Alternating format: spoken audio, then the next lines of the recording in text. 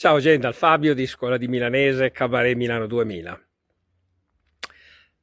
Volevi questa volta cantavo una roba che mi è successa l'altro dì.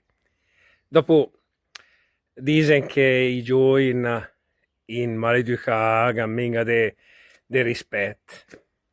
Certo, mi dice una roba, anche a quelli di una certa età, però che esempi che danno.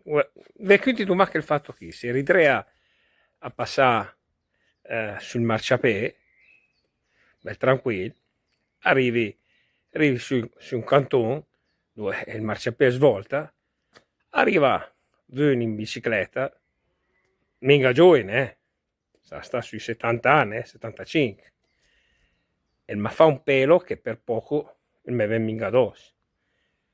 Allora mi giri e dici, scusa, ma sul marciapiede si va là in bicicletta?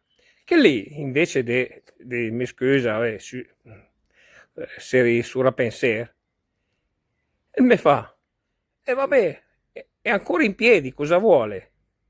Ma, dici, ma la gente è proprio ferra di cuore. Ma, che tanto domanda scusa, quante si rende conto che te fa una stupidata?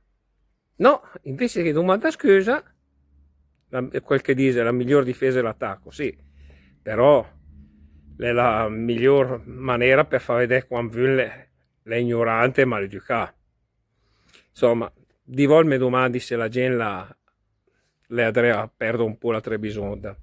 Ma, vabbè gente, esce una roba che vi mai capitavi alter, una roba del genere, de rende scun che invece de ricevi scus, quasi quasi se offenden che te chiedi un qualcosa. Ma comunque seguitemi sempre su Facebook, su Instagram, su Telegram, su YouTube, cercate Scuola di Milanese.